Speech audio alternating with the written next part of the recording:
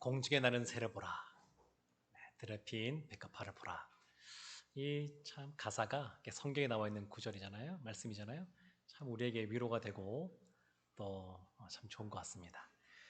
네, 오늘 말씀을 이렇게 보도록 하겠습니다. 아무도 예상하지 못했던 2020년도 코로나19로 말미암아 팬데믹 현상이 지금 발생하고 있습니다. 그래서 뉴노멀이라고 그러죠. 이전에는 비정상적인 것이었는데 이제는 그것이 정상적인 것으로 작동하는 그러한 시대에 우리가 접어들었습니다. 그래서 뉴노멀 시대에는 사람이 인간이 자연과 공존하는 것을 모색해야 된다 그러고, 그리고 이전과 달리 작은 정부가 아니라 좀 더 힘이 강한 정부로서의 역할이 요구되어지는 그러한 시대다라고 말하곤 합니다. 그래서 지금 온라인으로 실황으로 함께 또 예배를 드리시는 분들도 계시는데, 이전에는 이렇게 온라인으로 예배 드리는 것이 참 이렇게 낯설고 그런 장면이었지만, 어느 순간 지금은 이렇게 현장에서와 함께 실황으로 예배 드리는 것이 또 받아들일 수밖에 없는 그러한 시대에 처하게도 되었고, 그리고 정부에서 교회에서 예배 드리는 것에 대해서도 가이드라인을 제시하는 그러한 시대 가운데 우리가 있기도 합니다. 근데 이런 코로나19 가운데 많은 사람들의 마음속에 두려움이 크게 자리 잡고 있습니다. 이것이 아직 치료제가 나오지도 않았고 백신이 개발되지도 않았고 언제 끝날지도 모르고, 그러다 보니까 아주 두려움이라는 것이 이 마음속에 깊이 자리 잡는 것을 볼 수도 있고, 그리고 청년들의 취업은 IMF 때보다 더 힘들다, 이런 얘기도 들려지고 있습니다. 근데 우리나라가 1997년도에 IMF를 겪으면서 많은 사람들이 기대하기는 이렇게 기대했었습니다. 이제 우리 성도님들이 다시 한 번 더 하나님 앞에 나오고, 그리고 믿지 않는 분들도 예수 앞에 나오고 영적인 부흥이 일어나지 않을까, 그런 기대들을 했었습니다. 근데 시간이 지난 다음에 조사를 해보니까 IMF 때문에 환경이 더 어렵고 힘들어져서, 그래서 열심히 힘써 살아가지 않으면 안 되는 그러한 시대 가운데 있을 때에 더 하나님께 가까이 나오고 예수를 찾는 사람보다 오히려 하나님으로부터 멀어져 가고 또 교회를 떠나는 사람이 더 많았다라고 하는 것이 통계적으로 이렇게 나와 있습니다.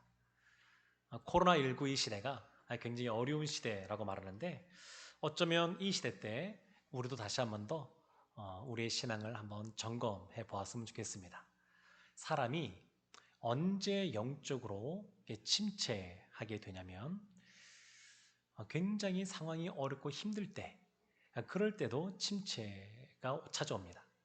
그런데 거꾸로 굉장히 상황이 어렵고 힘들 때, 그때 영적인 부흥이 찾아오기도 합니다. 마치 동전의 양면과 같아서 똑같은 상황과 형편인데도 불구하고, 그런데 이럴 때에 어떤 사람은 영적으로 하나님의 큰 은혜를 경험하고 어떤 사람은 오히려 영적으로 해이해지거나 아주 깊은 그런 수렁 가운데 빠지기도 합니다. 그러면 왜 이런 차이가 일어나느냐? 그것은 그 사람의 그런 마음밭, 또 하나님의 말씀이 주어졌을 때에 그 말씀에 순종하는 여부와 사실은 연관이 있습니다. 하나님의 말씀과 연관이 있습니다. 우리가 살다 보게 되면 코로나19 상황뿐만 아니라 우리의 삶 속에 늘 어려운 일들이 닥칠 때들이 있습니다. 그런데 이렇게 어려울 때만이 아니라 마음이 평안하고 좋을 때도 있습니다. 너무너무 행복할 때가 있습니다. 근심 걱정 하나도 없고 늘 평안할 때가 있습니다. 근데 이런 편안하고 좋을 때도 똑같습니다. 영적으로 하나님께 늘 감사하고 기뻐하며 나가는 사람이 있는가 하면, 또 어떤 사람들은 너무 편안하다 보니까 나태해져 가지고 영적인 침체 가운데 빠지기도 합니다. 오늘 본문의 말씀을 보게 되면 야곱이 등장하게 되는데, 야곱은 이 두 가지 경우를 다 경험한 사람이라고 할 수 있습니다. 야곱은 우리가 본 이 34장 30절 말씀 앞에 보게 되면 어떤 장면들이 나오게 되냐면, 하나님께서 분이엘에서 야곱을 만나 주셨습니다. 만나 주셔서 그래서 너가 이제는 야곱이라 이름하지 말고 이스라엘이라고 이름하라 라고 하는 그런 영광스러운 그런 이름도 받게 되었습니다. 그리고 하나님뿐만 아니라 사람들에게도 너는 이긴 자가 되었다라는 이야기도 말씀도 듣게 되었습니다.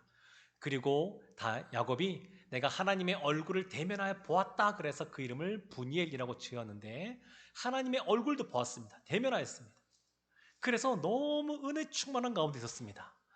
그리고 분이엘, 그 야복강 나루터에 머물렀던 이유가 그의 쌍둥이인 에서가 만나는 것 때문에, 에서를 만나는 것 때문에 그랬던 건데, 근데 에서를 만났을 때 야곱이 어떻게 반응을 보이냐면, 어떤 말을 하냐면 창세기 33장 10절에서 이렇게 말씀하고 있습니다.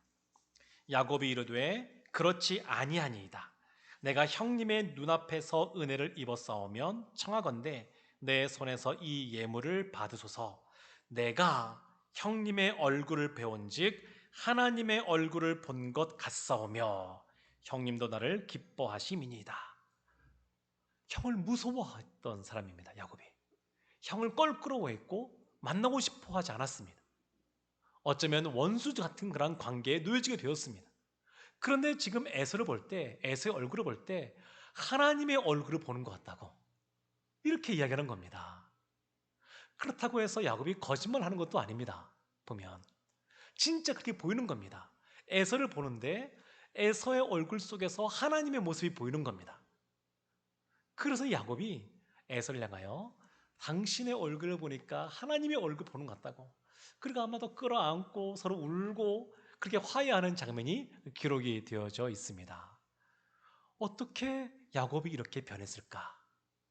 야곱이 어떻게 에서를 이렇게 대할 수 있었을까? 에서는 변한 게 없습니다. 에서는 똑같습니다. 똑같은 에서인데 지금 야곱이 변해서 상황 자체가 완전히 바뀐 겁니다. 근데 야곱이 왜 이렇게 변하게 되었냐면 우리가 말씀 나눴던 것처럼 분이엘에서 하나님을 만났기 때문에 그렇습니다. 하나님의 은혜 가운데 가니까 에서를 보는데 본인이 예전에 거짓말하던 그 형을 이렇게 대하는 것이 아니고, 거짓말 때 모습 대하는 것도 아니고, 그리고 형을 만나면 죽임을 당하지 않을까 겁내는 모습으로 만나는 것도 아니고, 지금 에서를 바라보는데 그런 시각이 아니라 하나님의 시각으로 바라보는 겁니다. 하나님의 시각으로. 하나님은 야곱뿐만 아니라 에서도 사랑하십니다. 모든 사람을 사랑하시는 분이 하나님이십니다. 모든 사람들이 주님께 돌아오기를 원하시는 분이 하나님이십니다. 그러니까 하나님의 눈으로 바라보게 된 겁니다. 그러니까 에서의 얼굴 속에서 하나님의 빛이 보이는 것을 발견하게 되었습니다. 링컨이 그런 유명한 말을 하지 않았습니까? 나이가 40이 되면 자신의 얼굴을 책임져야 된다고. 그러니까 믿는 사람들에게서는 나이가 40이 되고 신앙 연륜이 쌓이면 그 사람의 얼굴빛에 하나님을 닮은 예수님의 성품이 묻어나는 모습 속에 있어야 됩니다. 마스크를 써서 잘 안 보이시겠지만 한번 둘러보셔요. 네. 하나님의 빛이 보이십니까? 네. 우리가 다 창세기 말씀부터 보게 되면 하나님의 모양과 형상대로 지음받았기 때문에 우리는 다 하나님의 자녀들이고, 서로 바라볼 때 나의 시각으로 바라보는 것이 아니라 하나님의 시각으로 바라봐야 됩니다. 지금 야곱은 하나님의 시각으로 바라보아서 굉장히 은혜 충만한 것을 경험하고 있습니다. 그런데 이루었던 야곱인데 오늘 말씀에 보게 되면 굉장히 어려운 가운데 처한 것을 볼 수가 있습니다. 첫 번째 나눌 말씀은 뭐냐면 영적 침체의 자리에서 일어나야 하는 야곱과 가족들입니다. 영적 침체의 자리에서 일어나야 하는 야곱과 가족들. 창세기 33장 17절과 18절 말씀 보면 이런 말씀이 기록되어 있습니다. 야곱은 숫곳에 이르러 자기를 위하여 집을 짓고 그의 가축을 위하여 우릿간을 지었으므로 그 땅 이름을 숫곳이라 부르더라. 야곱이 밧단 아람에서부터 평안히 가나안 땅 세겜 성읍에 이르러 그 성읍 앞에 장막을 치고, 에서와 만나서 화해한 다음에 에서를 따라서 아버지 이삭이 있는 곳으로 가지 않고 숫곳이라는 곳에 머물렀습니다. 숫곳에 머물러서 땅을 사고 또 집을 짓고 우릿간을 지었습니다.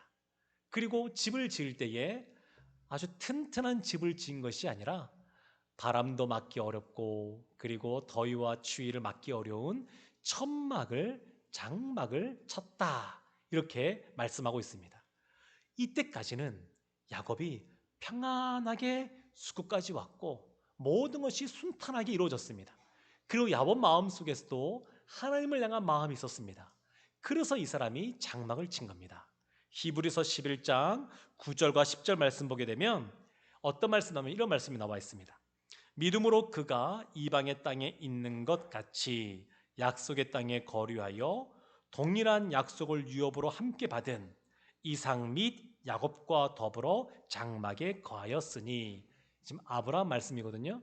아브라함이 그의 아들 이삭과 그의 또 손자인 야곱과 더불어서 장막에 거했다 이렇게 말합니다. 왜냐하면 10절에 이는 그가 하나님이 계획하시고 지으실 터가 있는 성을 바랐음이라. 아브라함과 이삭과 야곱은 아주 떵떵거리며 또 큰 집을 지을 수 있었는데 그렇게 짓지 않고 장막 가운데 거한 것은 우리 인생이 나그네 인생이요, 우리가 가야 될 본향은 하나님 나라라는 것을 알고 있었기 때문에 그렇습니다. 그러니까 야곱이 숲곳에 머물러서 집을 지을 때 장막을 친 것은 믿음의 모습으로 친 겁니다. 튼튼한 집을 짓지 않고 장막을 친 것은 아버지 이삭, 할아버지 아브라함과 더불어서 믿음의 모습으로 장막을 친 겁니다.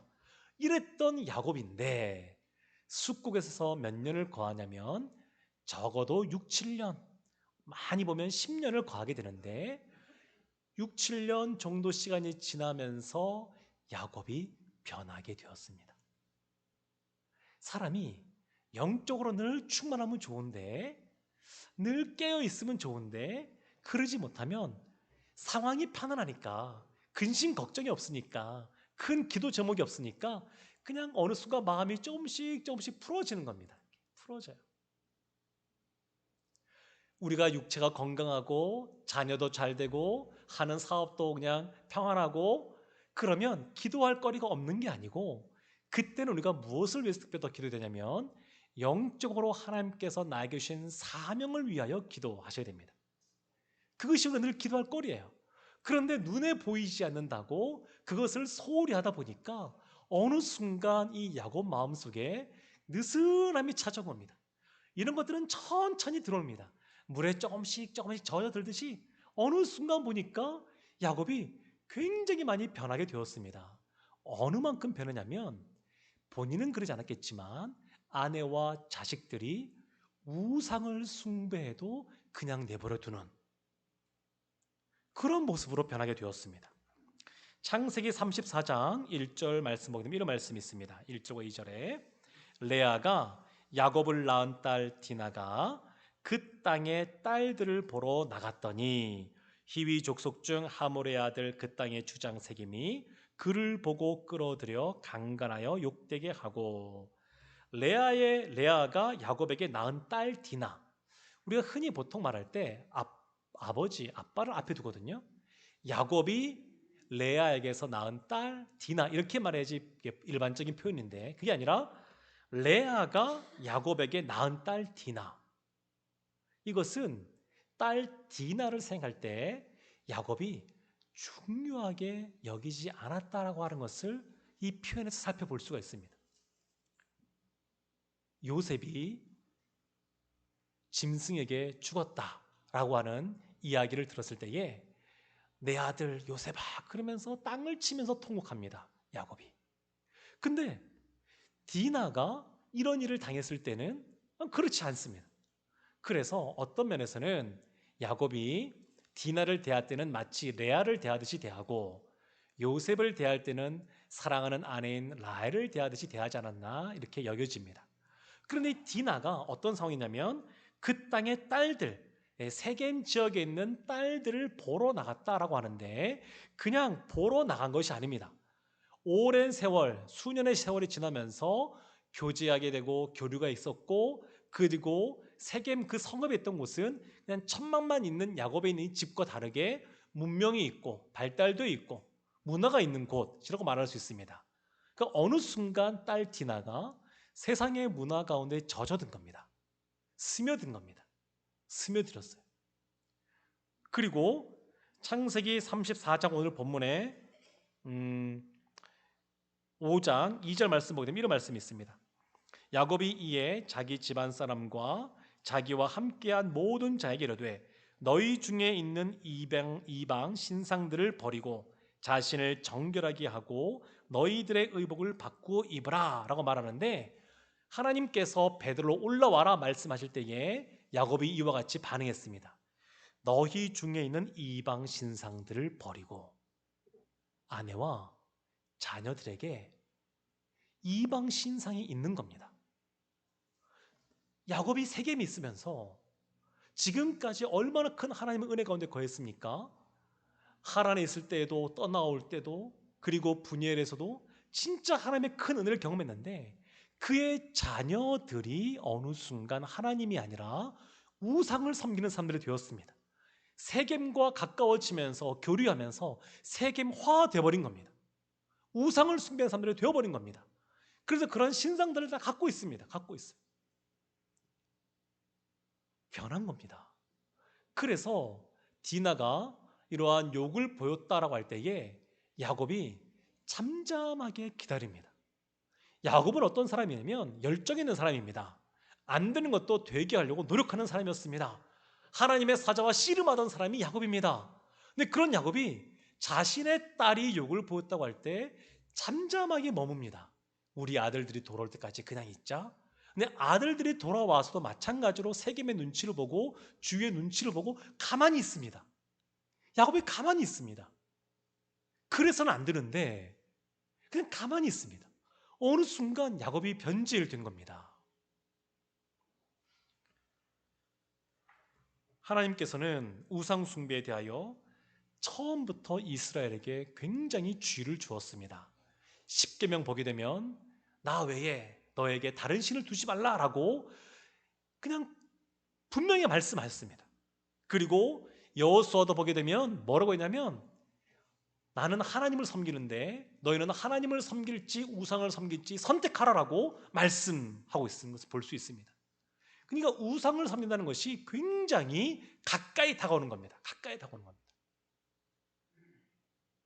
이것은 비단 야곱과 그의 가족만이 아니라 우리에게도 해당되는, 우리가 주의해야 되는 내용이기도 합니다.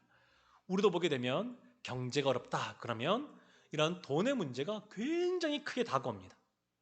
그래서 예수님께서는 돈의 문제에 대하여 우리에게 필요한 것을 아시고 이것이 우리 연약함을 아시고 비유 중에 상당히 많은, 가장 많은 비유가 돈과 관련된 비유의 말씀입니다. 오늘 찬양대가 찬양할 때 공중나는 새를 보라, 들에 핀 백합화를 보아라 라고 했지만 이 말씀이 안 들어오는 겁니다. 안 들어오는 겁니다. 사람들에게.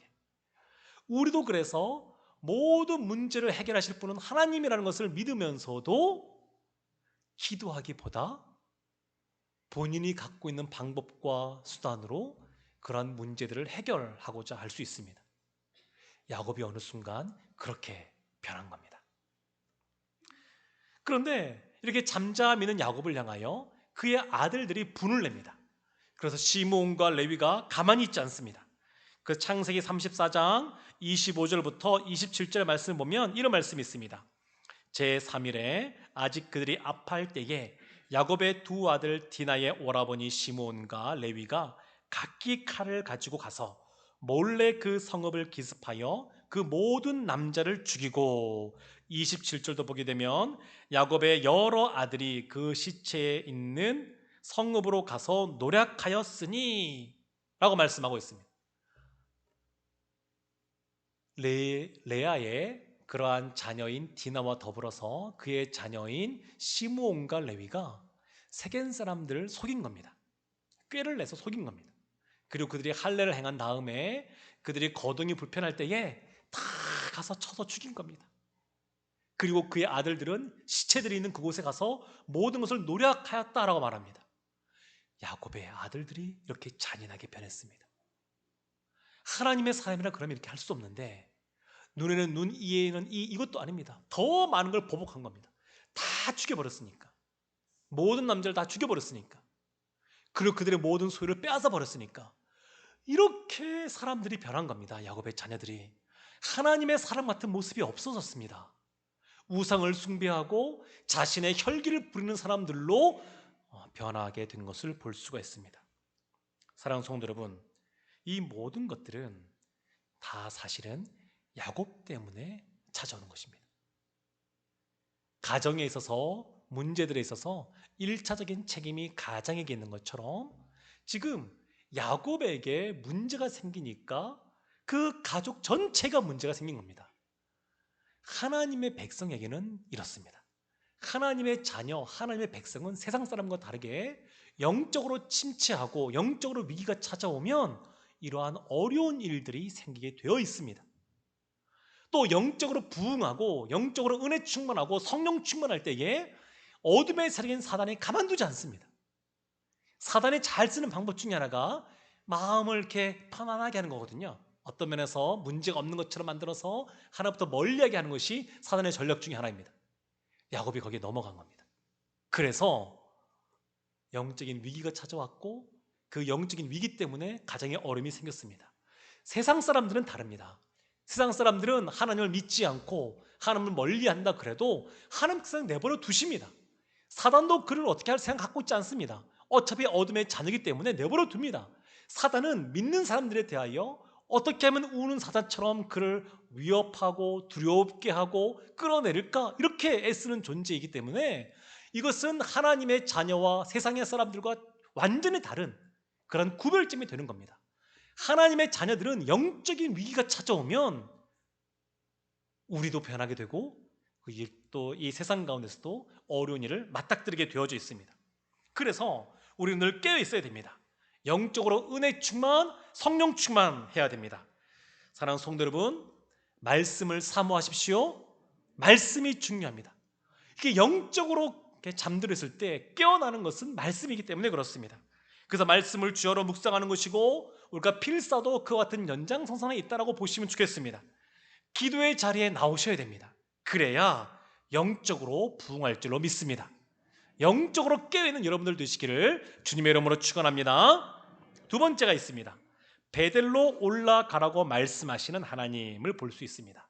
베델로 올라가라고 말씀하신 하나님. 하나님은 분이엘에서 야곱을 만나셔서 야곱에게 내가 하나님과 및 사람들과 겨루어 이겼다라고 말씀해 줬습니다. 그럼에도 불구하고 야곱이 적어도 6, 7년 동안 영적으로 침체하게 됩니다. 에스라서 말씀 보게 되면 에스라서 5장 1절과 2절 말씀 보게 되면 하나님께서 학개 선지자와 스가랴 선지자를 통하여서 다시 한 번 더 스룹바벨과 예수아에게 성전을 건축하라고 말합니다. 그랬더니 스룹바벨과 예수아가 일어나서 다시 성전을 건축하게 됩니다. 이때 주저앉았던 기간이 몇 년이냐면 16년. 16년 동안 주저앉아 있었습니다. 하나님의 은혜를 깊이 경험하고 하나님께 헌신했던 사람들이 주저앉아 있는 기간이 16년. 그러나 하나님의 말씀이 다시 주어지니까 벌떡 일어서게 되었습니다. 지금 야곱도 마찬가지입니다. 하나님이 오늘 1절 말씀 35장 1절 말씀 이렇게 말씀하고 있습니다. 하나님이 야곱에게 이르시되 일어나 베델로 올라가서 거기 거주하며 내가 내 형 에서의 낯을 피하여 도망하던 때에 내게 나타났던 하나님께 거기서 제단을 쌓으라. 하나님의 말씀이 주어졌습니다. 우리가 영적인 침체에서 벗어나기가 아주 얼마나 어려운지 모릅니다. 영적인 어떤 그러한 위기 가운데 있을 때 그것을 벗어나기가 굉장히 힘듭니다. 그런데 벗어날 수 있는 방법이 있습니다. 그것이 뭐냐면 하나님의 말씀이 주어지는 겁니다. 하나님이 이미 우리에게 주신 말씀이 기억나고 깨달아지는 것, 하나님의 말씀이 우리에게 들려지는 것, 그것이 곧 부흥의 시작입니다. 평양 대부흥운동 보게 되면 1907년도에 있었던 평양 대부흥운동, 그 전에 있었던 원산 대부흥운동 다 어떻게 시작됐냐면 말씀 사경의 시간이 시작이 되었습니다. 말씀이 들려질 때에 그들 가운데 회개가 있었고 말씀이 들렸을 때에 참된 부흥이 그들 가운데 일어나게 되었습니다. 지금 야곱은 하나님의 말씀이 들어지니까 갑자기 벌떡 일어서게 된 겁니다. 신앙이 성장할 때 우리가 늘 쭉 이렇게 성장하면 좋은데 보통은 그렇지가 않고 어떻게 성장하냐면 나선형처럼 이렇게 위로 올라갔다 내려왔다 하면서 그러나 시간이 지나면 올라가는 걸 볼 수 있습니다. 야곱이 하란에서의 20년의 세월을 지나면서 떠나기 전에 베델과 하란에서 20년의 세월과 또 그 이후에 야복강에서의 그 분열에서의 그런 사건과 이런 걸 통하여서 믿음이 성장했습니다. 그러나 영적인 위기가 찾아와서 주저앉았지만 하나님의 말씀이 다시 들려지니까 다시 점프하듯이 다시 신앙이 회복된 겁니다. 한순간에 회복된 겁니다. 한순간에 회복이 되어서 이제 자신의 자녀들에게 너희들이 갖고 있는 우상들을 다 내어놓아라. 그걸 다 묻고 하나님 앞에 나아가는 모습으로 변모하게 됩니다. 사랑하는 성도 여러분, 하나님은 왜 베델을 말씀하시냐면 이 베델은 하나님이 야곱에게 약속하신 곳이기 때문에 그렇습니다. 내가 너에게 복을 주겠다. 땅에 대한 복, 씨에 대한 복을 주겠다 말씀하셨고, 그리고 내가 너에게 복을 주는데 너를 지켜주겠다라고 했던 그 곳이 베델입니다. 베델은 그런 곳입니다. 베델은 또 어떤 곳이냐면 야곱이 하나님께 소원했던 곳입니다. 하나님, 내가 이곳에 하나 기둥을 세우고 기름을 부으면서 하나님의 전이 되게 하겠습니다. 내가 11조를 드리겠습니다. 이렇게 서원했던 곳이 베델입니다. 하나님이 그 베델로 돌아가라고 말씀하고 있습니다. 야곱이 지금까지 베델을 까맣게 잊고 살았습니다. 잊어버리고 살았습니다. 떠날 때에 그 하나님을 하란에 있는 동안 잊어버리고 살았고, 그리고 다시 하나님이 찾아오셔서 그걸 기억하고 있다가 또 6, 7년 내지 10년 정도 시간이 지나면서 또 잊어버리며 살았습니다. 근데 하나님의 말씀이 다시 주어지니까 다시 그것이 기억이 난 겁니다.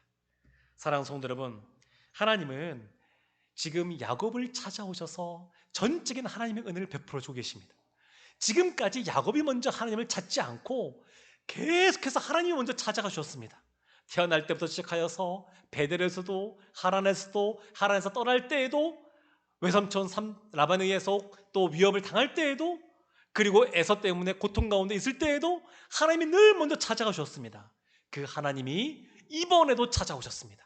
그리고 말씀해 주셨습니다. 그랬더니 이 야곱 가운데 다시 한 번 더 회복이 일어났습니다. 사랑하는 성도 여러분, 하나님 우리를 찾아와 주셔서 다시 한 번 더 말씀해 주심으로 우리가 다시 한 번 더 하나님이 원하시는 참된 부흥을 경험하는 여러분들 되시기를 주님의 이름으로 축복합니다. 하나 더 있습니다. 짧게 나누면 한 가지 더는 제단을 쌓으라고 요구하시는 하나님입니다. 제단을 쌓으라고 요구하시는 하나님. 제단은 어떤 곳이냐면 하나님께 예배를 드리는 곳입니다. 제사를 드리는 곳입니다. 제사나 예배 시간에 우리가 무엇을 하는 거냐면 하나님을 만나는 시간을 갖습니다. 이 예배는 그냥 시간이 아니라 하나님과 우리가 교제하는 시간입니다. 하나님을 만나는 시간입니다. 근데 하나님을 만나려면 한 가지 요구되는 것이 있습니다. 그것이 뭐냐면 성결입니다. 성결. 깨끗해야 됩니다. 거룩해야 됩니다. 깨끗하지 않으면 하나님께 나아갈 수가 없습니다. 우리는 예수 그리스도의 보혈로 말미암아 담대함을 힘입어 주 앞에 나오게 되었는데, 하나님은 이 야곱에게 거룩할 것을 요구하셨습니다. 거룩할 것을. 다른 것도 아니고 단 한 가지, 거룩할 것을 요구하셨습니다. 그래서 이런 거룩한 모습 속에 야곱이 다시 하나님 앞에 나아가는 것을 볼 수 있습니다. 사랑하는 성도 여러분, 내가 거룩하니 너희도 거룩하라는 말씀처럼 거룩한 하나님의 백성들 되시기를 주님의 이름으로 축복합니다. 말씀을 마치고자 합니다. 데살로니가 전서 1장 9절을 보게 되면 사도 바울이 그 성도님들에게 이렇게 말합니다. 너희들은 우상을 버리고 하나님을 섬긴 사람들이 되었다. 우상을 버리고 하나님을 따르는, 하나님께 마음을 드리는 사람이 되었다. 이렇게 말을 합니다. 사랑하는 성도 여러분, 우리도 하나님이 아닌 그 어떤 것도 다 버리고 하나님을 쫓아들 줄로 믿습니다. 세상에는 온도계가 있고 온도 조절계가 있습니다. 온도계는 있는 그대를 표시하는 것이죠. 그래서 세상에 있으면 세상에 있는 것을 받아들이고 그것을 나타내고, 근데 그것이 아니라 우리는 온도 조절계 같은 그런 삶을 살아야 됩니다. 아무리 세상 가운데 제가 살아가지만 똑같이 휩쓸려 살아가는 것이 아니라 하나님의 자녀답게 성령 충만한 사람답게 세상을 오히려 변화시키고 하나님 나라를 확장시키는 일 가운데 우리가 살아야 될 줄로 믿습니다. 야곱은 그와 같은 삶을 살라고 부름받았습니다.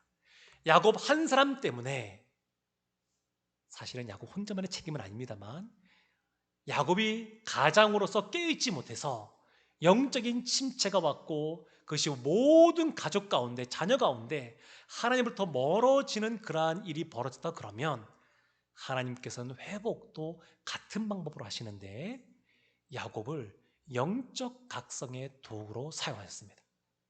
야곱 한 사람을 다시 깨우셔서 야곱 때문에 야곱뿐만 아니라 가족들도, 그리고 모든 그러한 사람들이 다시 하나님의 사람이 되게 하셨습니다. 사랑하는 성도 여러분, 우리가 깨어있으면 나로 인해서 우리의 가족들도 늘 깨어있을 줄로 믿습니다. 내가 부흥하면 우리의 가정과 우리 순이 부흥할 뿐만 아니라 우리 교회도 영적으로 부흥할 줄로 믿습니다. 우리가 가는 곳마다 하나님의 말씀이 주어지고 하나님의 은혜가 주어져서 하나님의 주시는 놀라운 참된 부흥과 회복이 있기를 주님의 이름으로 축원합니다. 아멘. 기도하겠습니다.